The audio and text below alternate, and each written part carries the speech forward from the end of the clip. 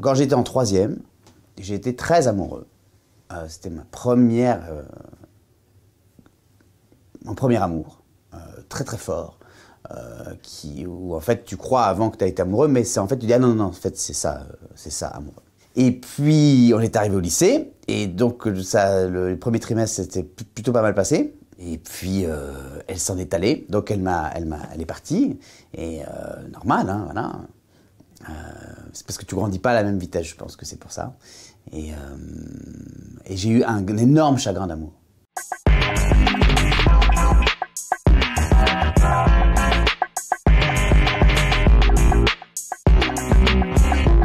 Ma mère était complètement désemparée par... et alors, elle a rencontré une dame qui lui a dit il faut qu'il parte de là. Parce qu'en plus, on était dans la même classe, hein, ça n'arrangeait pas les choses. Je ne cache pas qu'au niveau du bulletin qui a suivi, n'a pas été mon meilleur. Cette dame lui a dit oh, j'ai entendu parler d'une pension pour garçons en Afrique du Sud, c'est à 4 heures d'avion d'ici, c'est en anglais, et puis alors ils lui apprendront la discipline. Je ne sais pas ce qu'elles se sont racontées exactement. Et je suis arrivé donc dans cette pension en Afrique du Sud, à 4 heures d'avion de chez moi, où je suis resté 3 ans. J'ai vécu aussi l'histoire de ce pays en même temps que les Sud-Africains la vivaient. J'étais là pour l'élection de Nelson Mandela. Donc c'était en 94. Voilà, c'était... même à nos âges, on était jeunes, hein, on avait 17 ans. Même à nos âges, on savait qu'on vivait un truc historique.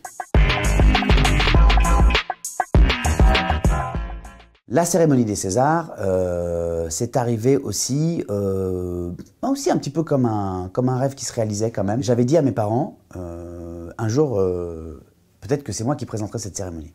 Ah, évidemment, j'avais eu droit à des encouragements.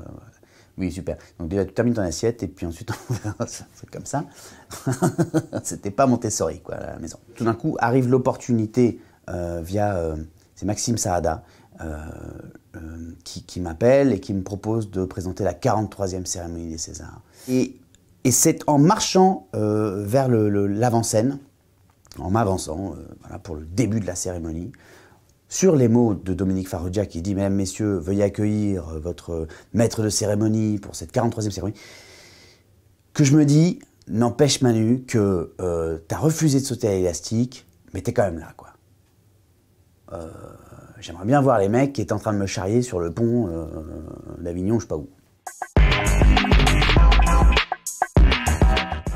C'est ça, un des moments qui va changer ma vie, aussi, ou du moins l'embellir, et plutôt que de me donner l'expérience de devenir un adulte, me fait garder mon âme d'enfant.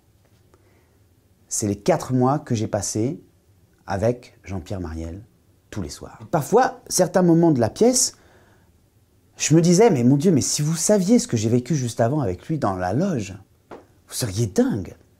Et ce sont des histoires qui n'ont appartenu qu'à moi. À la fin de la pièce, quand la pièce s'est arrêtée, au bout de, je pense, 4 mois, il m'a laissé un petit mot. Et Jean-Pierre avait écrit « On s'est rencontrés, on ne se quittera plus, promets-le-moi. » Ouais, là on peut parler d'un moment qui a changé ta vie, ouais.